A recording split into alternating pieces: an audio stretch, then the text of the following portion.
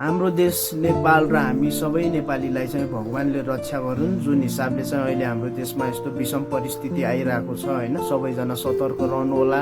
खोला छेउछाउमा बस्ने मान्छेहरू होइन, सबैजनाले आफ्नो लाइफलाई, आफ्नो छिमेकीलाई, आफ्नो घर परिवारलाई होइन सुरक्षित हुनको लागि चाहिँ आग्रह पनि गर्नु होला यदि यस्तो कुनै कन्डिसन छ भने।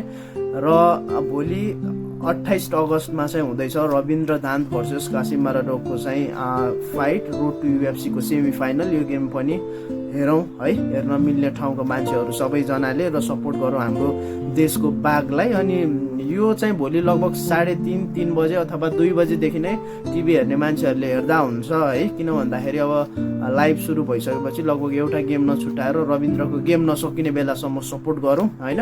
अनि त्यसपछि यदि कसैले चाहिँ टिभीबाट हेर्ने छैन भने एउटा एपको नाम भन्न चाहन्छु। अरू चाहिँ एपहरूभन्दा राम्रो छ एकदमै होइन। गुगलमा जानुहोस् र त्यहाँ क्रिकीफाई भनेर सर्च गर्नुहोस्, त्यो एउटा एप नै डाउनलोड गर्नुपर्ने हुन्छ। त्यो डाउनलोड गर्नुभयो भने अलिकति ढिला हुन्छ होइन, 2-4 सेकेन्डको फरक पर्छ, तर एकदम राम्रो छ अरू एपहरूभन्दा है। र त्योबाट हेर्नु होला भन्न चाहन्छु। र सपोर्ट गरौँ हाम्रो देशको बाघलाई, बझाङको बाघलाई, रविन्द्र दान्तलाई होइन।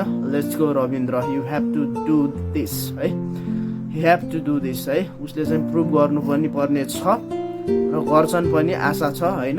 सपोर्ट हाम्रो तर्फबाट गर्नुपर्ने भनेको सपोर्ट हो, सबैजनाले सपोर्ट गर्नु।